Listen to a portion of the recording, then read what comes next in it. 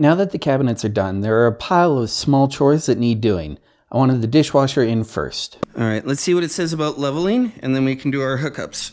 Dishwasher installations are about as easy as it gets. Connect the electrical white, black, and ground to their matching colors. I used Wegos for this because they're easy. Anyone who wants to hate on Wegos can check out my video where I opened up the receptacle to see how much conductor is actually making contact. Then I connect the hot water supply. Tape and a channel lock get this done pretty quickly. The drain hose gets pushed temporarily into the drain pipe and tuck taped in place to keep the sewer gas out. Screw the dishwasher into the cabinets and turn on the breaker.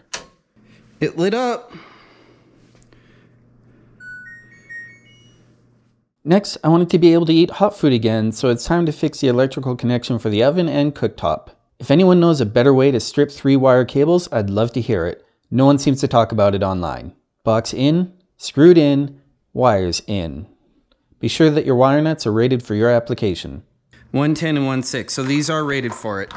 For the microwave outlet, I slipped a piece of 1/2-inch MDF in behind the cabinet so I could have something to mount the box to. I'll grant that it's a little bit cheesy, but this is a one-time use receptacle that isn't going to get touched again until someone's doing a major renovation in 30 years. So I'm okay with that. I had to enlarge the cabinet hole so the wire clamp would fit, then a couple of screws to secure the box. This box got push connects instead of Wegos because Wegos cost more and you're not at all likely to change them until you're doing that major reno. The dishwasher might get changed in 10 years. This box won't. For insulation reasons, to make it warmer, I slopped some spray foam into the holes in the wall that were left when I moved the wiring. Matt came over to help me move the stove in. I would have found a way to get this in on my own, but this was easier and he was bored.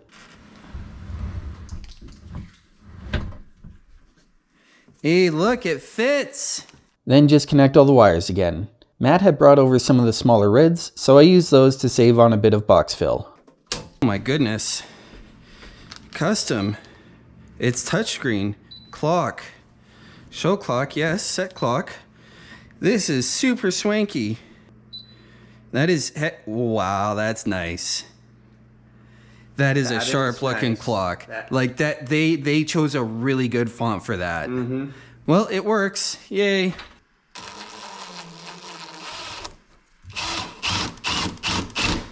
Time. Even though my countertops wouldn't be in for a little while yet, I used the leftover piece of MDF to be a temporary countertop so I could mount my induction cooktop. Despite my fussy measuring and careful cutting, there was still a design error on Frigidaire's part that I had to fix. Don't buy Frigidaire. So there we go. That's why I had to cut that out, because it's got this goofy thing here. But now it'll sit flush.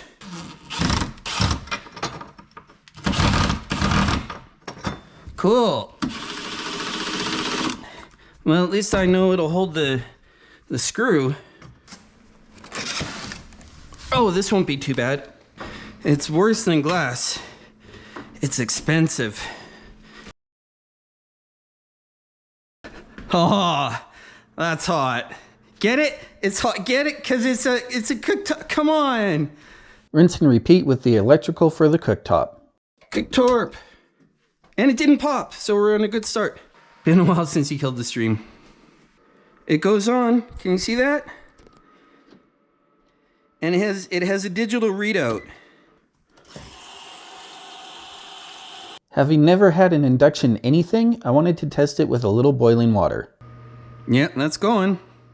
And it seems to be working. We are boiling water. I am an excellent chef. The next small chore was to install the Toekicks. This is easy if you have any kind of square. Just lay your piece down against the legs, mark where the legs are, then install the clips.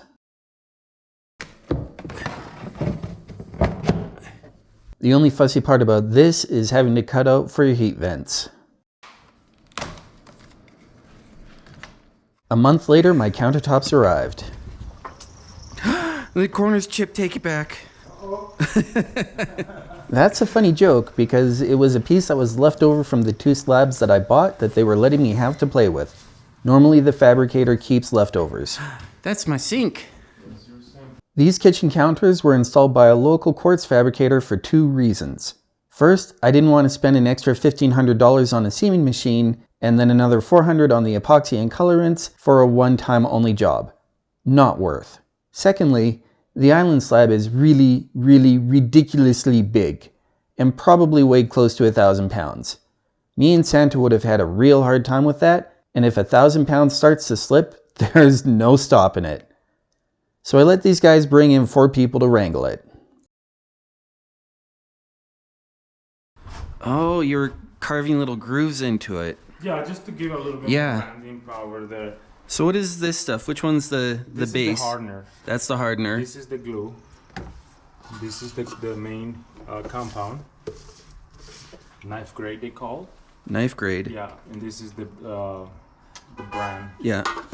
And this is the one you mixed it with, which I have here so they can get into a hardened mode. And then these are all different colors for it? Yeah, different type of colors, you know.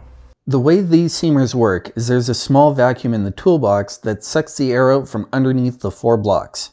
Then you can use the knobs on the blocks to adjust the heights and distances, and the vacuum pulls it all together. He checks the fit by sliding a blade over the gap, like how I showed with my tile height checking video linked below. The counter was a little too long for me to get the other fridge side panel in, so I had them grind it down.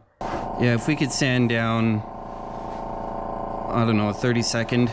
He was not too pleased with that because he couldn't use any water, and quartz discolors really, really quickly when you're not cooling it. After they were gone, I could get the plumbing in and finalized. Drain on the sink, nothing too special, and hooking up the faucet. I used a coin to screw the basket to the sink, then attach my pre-assembled drain to the basket. Some plumbers out there might hate that the drain loops over itself like this, and to that I respond, 1, it works, and it has for over a year, and 2, if it ever becomes a problem, I or someone else can cut it back later.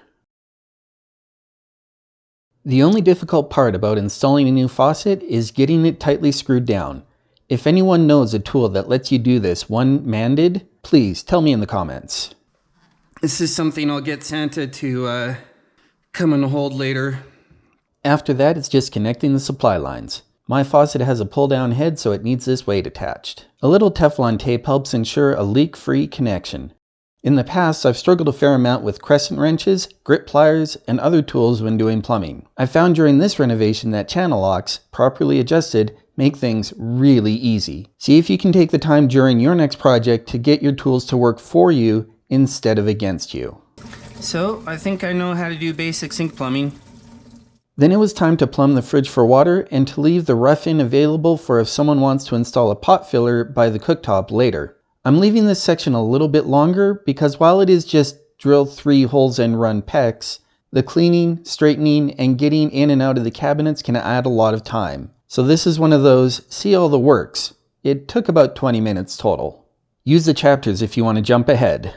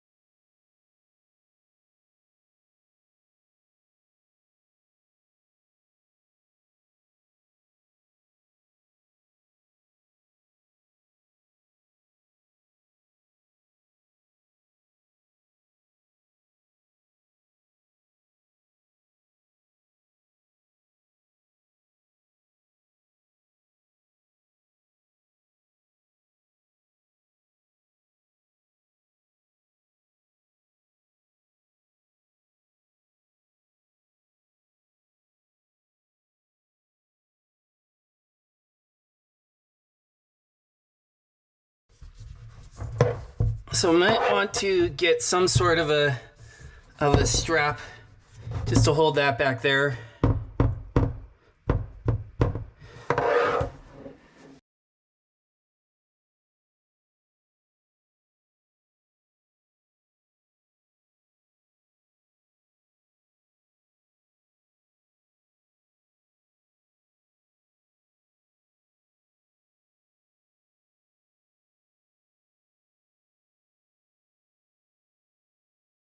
All right, that's not really gonna go anywhere.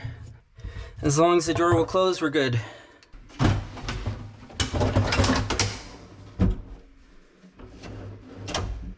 We're good. Door and drawer pulls. I've seen some real nasty when I've been looking around at the work other people have done for this, and it doesn't make any sense to me. Check the Real Estate Investor Reacts playlist to see what I mean. This tool that I bought for my first ever kitchen build in my first ever house only cost about $230. You can find it linked below. Saves all your marking and measuring, does a better job, goes faster, and lets you play with a fancy precision tool. I did have to make a small spacer due to the profile of my fronts. Shaker style has an indent in the middle, so to keep the hole straight, I had to make up for that indent.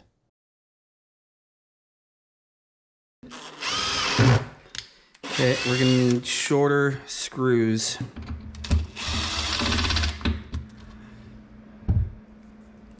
Starting to look like a kitchen.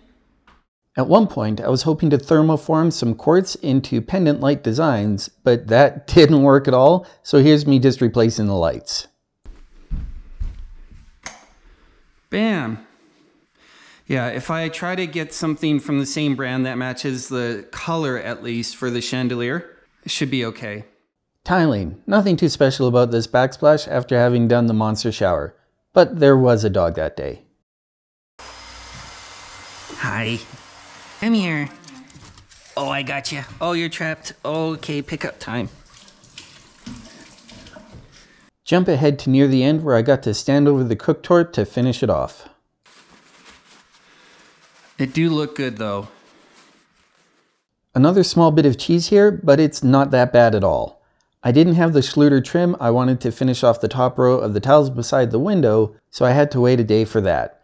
Instead of mixing up more thin set, someone on Twitch chat suggested that I just caulk it on, which I did, and it works fine. What are those you using? These are, they're spacers, 1/8 inch, and they have a colloquial name of caterpillars, because you can kind of like fold them up and do like this with them, right? And that's like how caterpillars do, I'm told. There are probably at least 13 different ways to raise outlets to sit on top of tiles. This is the way I did it that time. I know some people get to use those fancy adjustable height electrical boxes, but they seem to mostly not be available here. Back to tiles and all the grouting. This took 4 hours. Nothing special to say about it. Just, here's me working. Banged my head pretty good that day too. Okay. So that's that.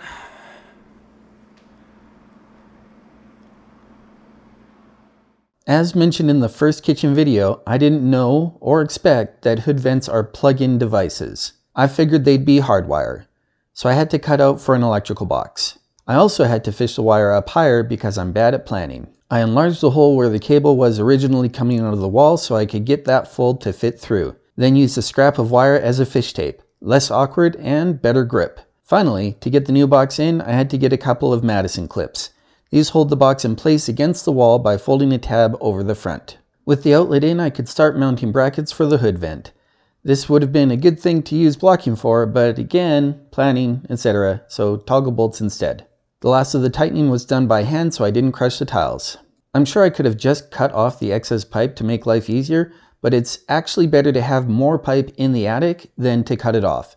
It helps with condensation issues.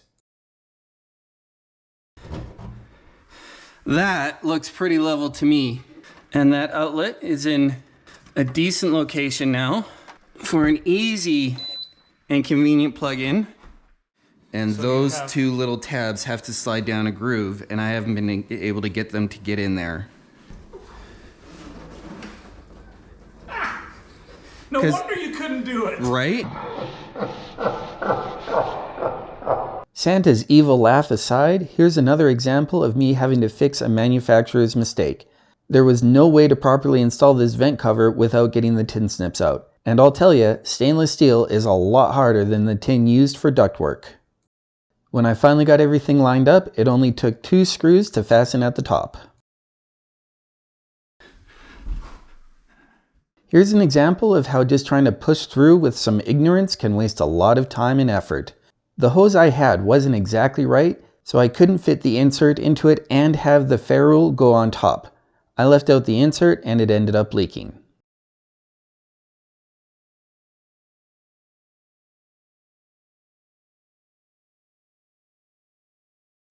We have leak here. Okay, then turn it off. This meant I had to go and buy a different hose for the fridge plumbing. Cost 15 times as much and took 1/10 the time to install. The last thing to do in the kitchen build was level the fridge doors. The next time you go cruising show homes, check and see if they bothered to level theirs. I mean, we're pretty close.